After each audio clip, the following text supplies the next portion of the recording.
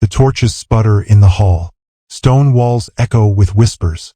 A wedding feast has ended, yet the true ritual is only beginning.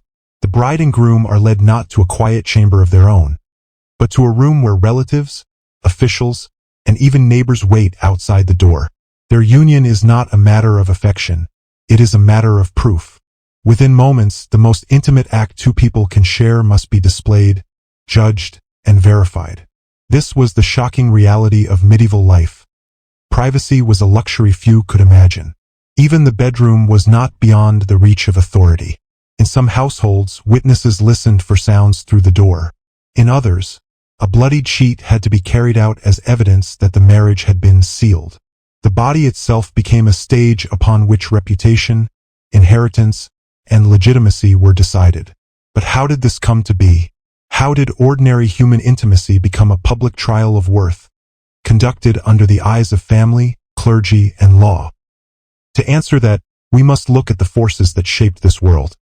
A society where faith collided with ignorance, where superstition replaced science, and where every act of the flesh was scrutinized as both sin and duty. The medieval mind saw no boundary between personal and communal life. What one did in the dark was believed to ripple into the order of the entire community. Virginity was a kind of currency. Marriage was a contract binding not only two people but two families, sometimes even entire kingdoms. And when the stakes were this high, proof of chastity and consummation was demanded like evidence in a trial. In this world, the body was never truly one's own. It belonged to God, to family, to husband, and to church. Desire was tangled in law, fear, and custom. And so, to understand the strange and often brutal logic of this era, we must begin where most lives began, with marriage itself, an institution less about love than about control, reputation, and power. The church bells ring not only for union, but for transaction. A medieval marriage begins less with affection than with paperwork, witnesses, and negotiation. The altar is a marketplace of bodies, names, and property. Girls as young as 12 may be deemed old enough to wed, provided consent is signed by those who stand to gain. For noble families, a union is a treaty. For peasants, it is survival. Either way, the meaning is the same. Marriage is currency, not sanctuary. And at its heart lies one grim expectation. Consummation must be proven. Within hours of the ceremony, all eyes turn not to the feast but to the bed. A union unverified could be annulled, dowries recalled, alliances shattered. Proof was demanded like a debt. Sometimes the evidence was crude and humiliating. A sheet stained red was carried out before family and neighbors. In other places, attendants waited in adjoining rooms, listening through thin walls for the muffled sounds of success. Imagine the terror of a young bride, not yet grown into her body, knowing that silence or a lack of blood could condemn her as unworthy. For men, too, the pressure was suffocating. Failure on the wedding night was not a private embarrassment. It could mean legal annulment, public shame, even accusations of fraud. Physicians and clergy were summoned to determine whether the husband was truly capable of performing his duty. Here, the intimate act was never just between two people. It was a test of power, masculinity, and family honor. Virginity itself became a kind of commodity. For a wealthy bride, it could increase the value of a dowry. For a poor girl, its absence could reduce her worth to nothing. And in both cases, the body bore the burden of proof.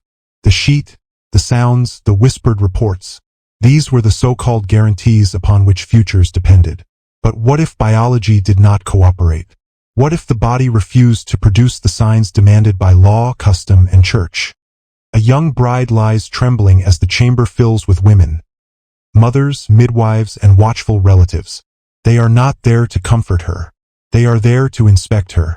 Hands press, eyes search, whispers cut the air. What should have been a private bond has turned into a public trial. The reveal comes quickly. In the medieval imagination, purity was written on the body itself.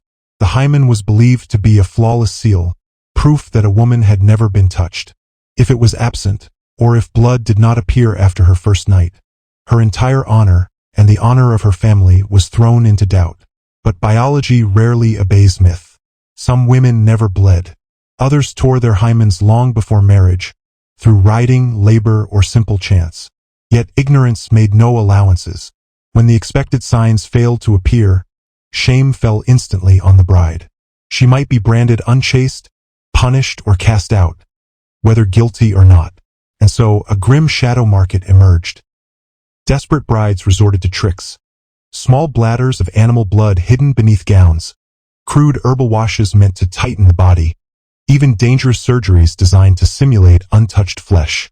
Midwives themselves, who should have been healers, sometimes became enforcers, probing, inspecting, and declaring verdicts that could change a life forever. The cruelty was that the inspection itself often caused the very injury it claimed to detect. In the act of proving a woman's chastity, the body was violated before a marriage even began. The myth of purity did not just humiliate, it destroyed. And yet, this was not the end of the ordeal. Because beyond purity lay another layer of authority, the supposed wisdom of medicine. When the signs of chastity or fertility failed to match expectation, scholars and physicians stepped forward with explanations drawn not from truth, but from superstition. A dim chamber. A physician leans over parchment, scratching notes in the half-light. He does not see a woman before him. He sees theories, diagrams, and shadows of belief. His words will shape verdicts more than her voice ever could. One of the darkest myths declared that a woman's womb was restless, drifting inside the body like a wild animal. The cure? Frequent intimacy, lest she grow sick, hysterical, or dangerous. What began as ignorance became law. A woman's health was said to depend not on her own will, but on her availability. Another belief struck even deeper. Medieval medicine taught that conception required a woman's pleasure as much as a man's. If she conceived, it must mean she had consented. In courtrooms across Europe, this lie was weaponized. Pregnancy after an assault was used as evidence that no crime had occurred. The body was forced into the role of witness, betraying the very soul it belonged to. Menstruation carried its own horrors.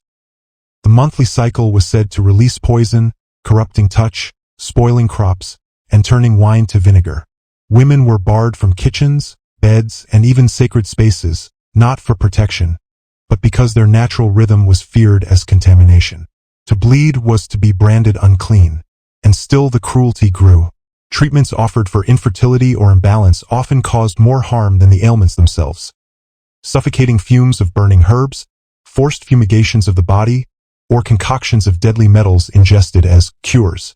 The healer's hand became another source of suffering, and yet his authority was rarely questioned. Here, superstition wore the mask of science, and in that mask it held immense power. It decided innocence and guilt.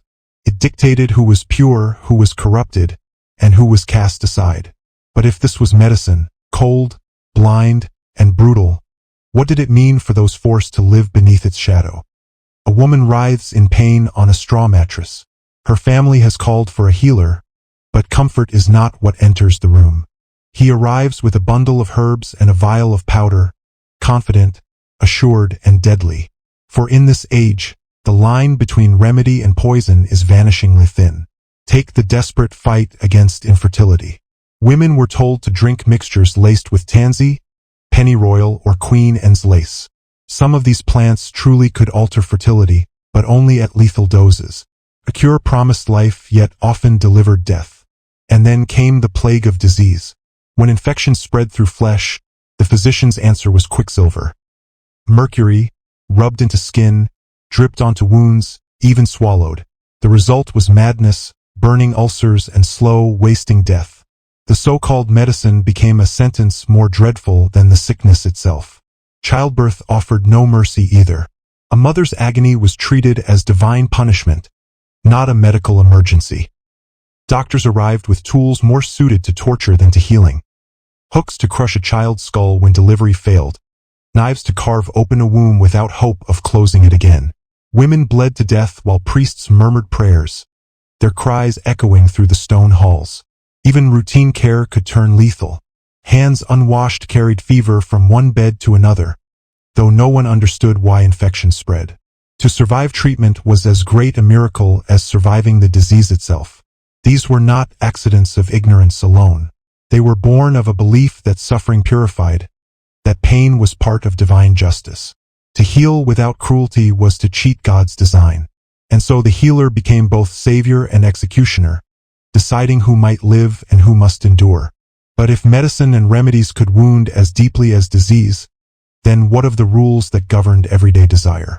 When the body itself was condemned, how could the soul ever hope to be free?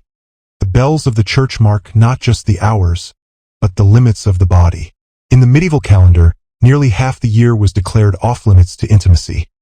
Sundays, feast days, Lent, Advent, and countless saints' observances. Desire was not a private rhythm. It was a crime waiting to be tallied. Picture the married couple who dared to meet in the wrong week. Their act, even within wedlock, could be counted as sin. And the rules grew stranger still. Only one position was sanctioned. The man above, the woman beneath, reflecting the order of heaven and earth. Any other posture was condemned as deviant, punished with penance stretching years. But how could such rules be enforced?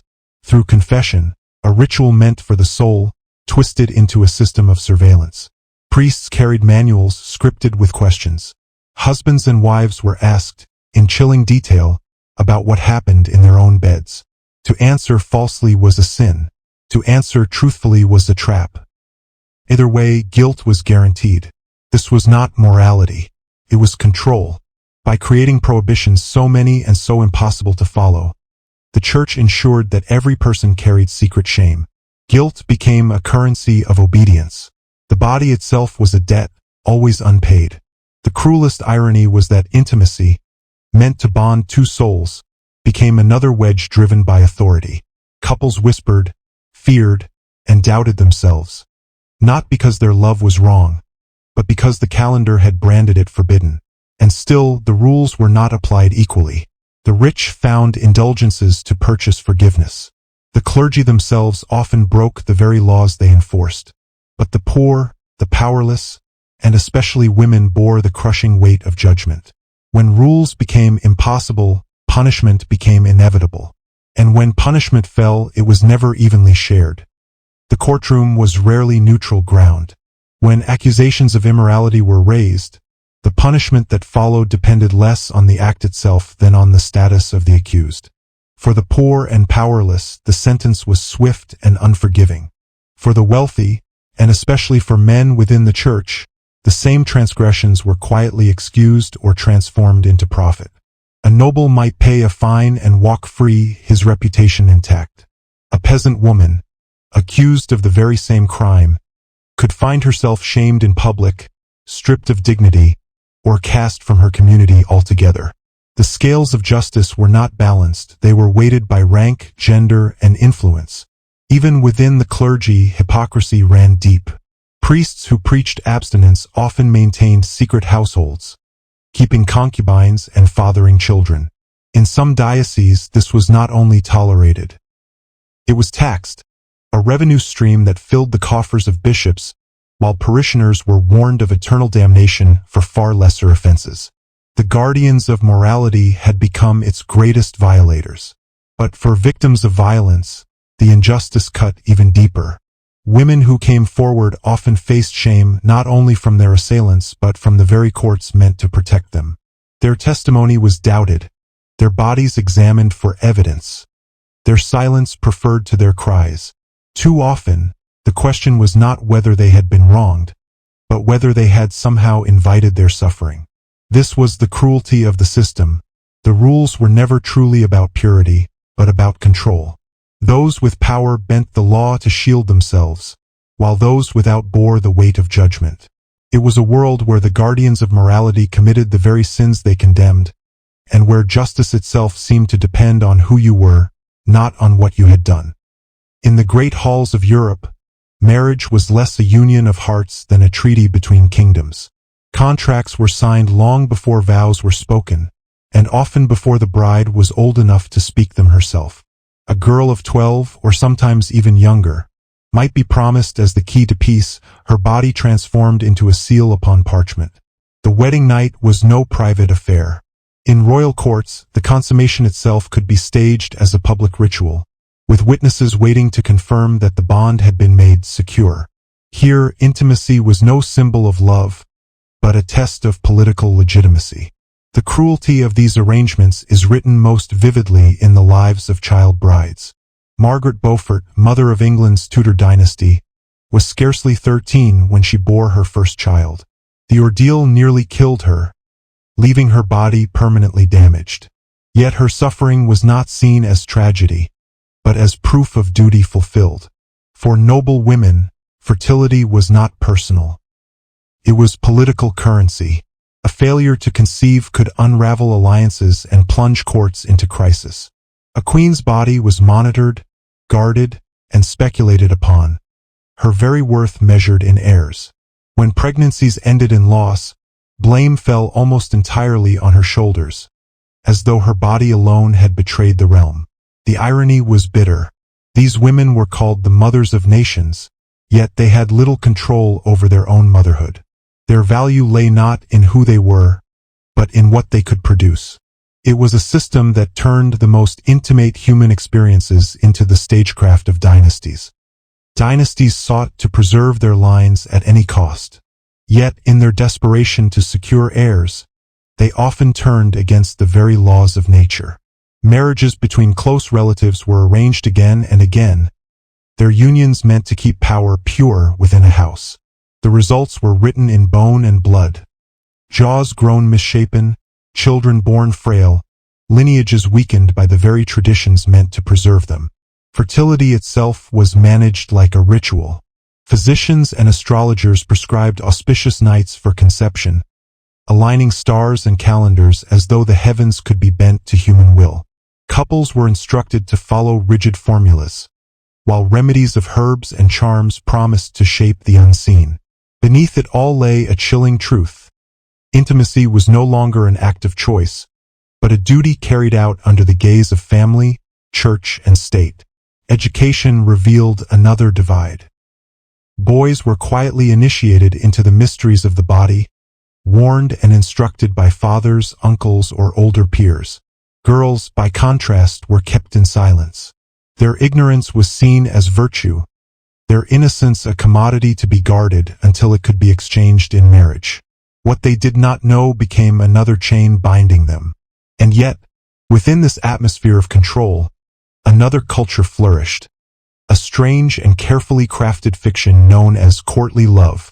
In poems and songs, knights adored unattainable ladies, offering devotion that blurred into adultery. Worship mingled with betrayal. Love became performance, a spectacle of longing that rarely matched the cold arrangements of marriage. Here lies the irony. In a world where desire was condemned and intimacy reduced to duty, the idea of love survived mostly as theater. Passion was sung in ballads, but punished in practice. Far from castles and courts, most families lived together in a single room. The hearth smoked at the center, animals shifted in the straw along the walls, and children slept only feet away. Privacy, in any modern sense, simply did not exist. Intimacy unfolded in the open, veiled only by darkness and silence, while the sounds of everyday life continued on the other side of the room. Customs grew from this closeness. In colder regions, a practice known as bundling emerged. A courting couple lay together in bed, wrapped in separate sacks or bound by boards meant to keep bodies apart.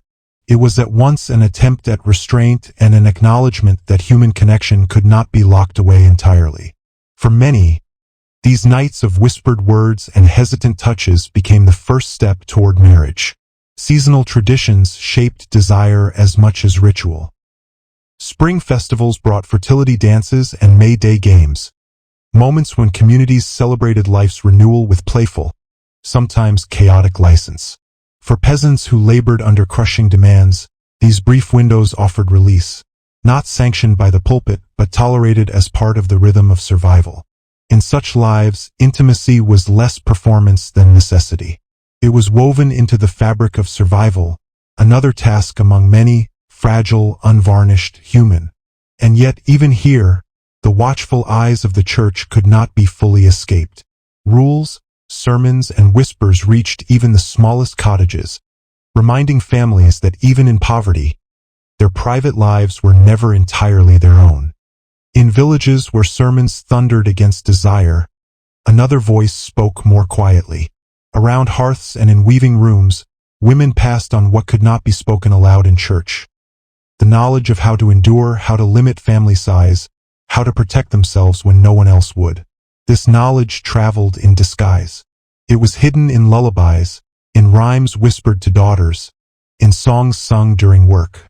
A simple phrase could hold generations of hard-won wisdom, the herbs that might delay conception, the teas that eased childbirth, the warnings against remedies that killed as often as they cured. In a world where the written word was guarded by priests and scholars, women became libraries of the unrecorded. Economics sharpened the need for this hidden wisdom. For peasant families, another child could mean starvation. For widows and unmarried women, a single mistake could mean ruin. These choices were not abstract morality, they were survival itself. And yet, because survival knowledge was often tied to women, it was viewed with suspicion, branded as dangerous, even diabolical. Still, the networks endured. In many villages, communities carried their own forms of rough justice, punishing men who abandoned families, shaming those who exploited women, and using ritual mockery to restore balance when the courts refused to intervene. It is easy to imagine this world only in terms of fear and control, but beneath the surface was resilience. Small acts of defiance, quiet threads of solidarity, knowledge kept alive in the face of danger. These whispers remind us that even in silence, people carved out spaces of resistance. The courtroom was a place where truth should have mattered most. Yet, in the medieval world, the very structure of the law made justice almost unattainable. A victim of assault faced requirements that bordered on the impossible.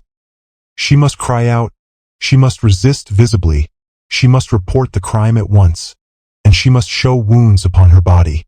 Without all these signs, her testimony could be dismissed. Silence, hesitation, or simple shock could be twisted into proof of consent. And the cruelty ran deeper still. A woman who conceived after an assault was often judged to have consented, her pregnancy treated as evidence that she had somehow taken pleasure in the act. Here, superstition was written into statute, turning the body itself into a false witness against its owner. False accusations, when proven, carried brutal symmetry. The accuser could be punished with the very sentence intended for the accused. For many women, this meant that coming forward at all was a gamble with their lives. In practice, the law discouraged testimony more than it encouraged truth. Marriage offered no escape. A wife could rarely accuse her husband, for her body was bound to his by legal and religious duty. What occurred in the marriage bed was framed as debt, not choice. The line between protection and possession blurred until it disappeared altogether. Meanwhile, the treatment of sex outside marriage revealed another hypocrisy. Licensed brothels existed in many towns, tolerated and taxed by civic authorities, their profits flowing to the same institutions that condemned those who visited them. Yet when moral fervor rose, these same women could be cast out, punished, or even executed, while their clients walked free. Even boundaries of faith became criminalized. Relationships across Christian, Jewish, or Muslim lines were punished harshly, but never equally. Penalties fell hardest on women and on those without power, while men of status often escaped with little more than fines. The irony is stark. Laws crafted to uphold morality often destroyed it. Instead of shielding the vulnerable, they reinforced hierarchy, granting protection to the powerful while exposing the powerless to endless risk. Night falls, and with it comes suspicion. In villages lit only by the flicker of hearths, fear found its way into whispers. A child sickened, a crop failed, a husband weakened, and somewhere, someone was blamed. The figure most often chosen was a woman who stood apart. A midwife, a widow, or one who simply lived differently. Accusations carried a distinctly intimate edge. It was said that witches could sap a man's strength, render him impotent, or steal his very virility through spells and charms. Others were accused of lying with demons, their bodies branded as vessels of the unholy. Trials turned these accusations into spectacles of humiliation. Women were stripped, searched for devil's marks, and subjected to brutal tests designed less to prove guilt than to display it. Chairs of iron, forced confessions, and invasive examinations reduced the body to evidence in a theater of fear. What these rituals revealed was less about sorcery than about society. In the language of witchcraft, the deepest anxieties of the community took form. Suspicion about women's bodies, about power, about unexplained misfortune, all found expression in charges that blurred superstition and control. The witch was not just an enemy of faith. She was a mirror of everything society feared but could not admit. In the quiet corners of villages, midwives once held trusted roles. They guided women through birth, carried knowledge of herbs, and preserved remedies passed down through generations. Their wisdom was practical, born not of books but of lived experience. For centuries, they were the first and often only line of defense against death in childbirth. Yet as suspicion deepened, that same wisdom was recast as dangerous. Herbs that eased pain became witches' brews. Knowledge of fertility became diabolical tricks. The woman who knew too much was no longer a healer. She was a threat. The irony was stark. Men of learning, cloaked in university robes, could publish treatises filled with error and be praised for their scholarship. Women who possessed real, working knowledge, however limited, were branded as heretics. The very skills that had once sustained communities were now used as evidence against them. Accusations were fueled not only by fear, but by politics. By criminalizing midwives, the church and state extended their reach deeper into the most private parts of life. Birth, fertility, and the body itself. What had once been handled within the community was now policed by authority. In this way, fear of heresy eroded trust. Neighbors grew wary of neighbors. The familiar voice at a bedside could, in a moment, be condemned as an agent of the devil. And with that suspicion, centuries of fragile, practical knowledge began to vanish into silence. The medieval world has long since faded. The feasts ended, the courts emptied, the torches burned out. Yet its shadows stretch into our own time. Many of the myths that once governed the body have not vanished. They have only changed their shape.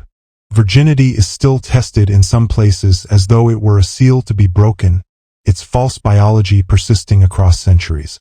Laws continue to debate what rights women hold over their bodies, echoing the old idea that choice belongs more to institutions than to individuals.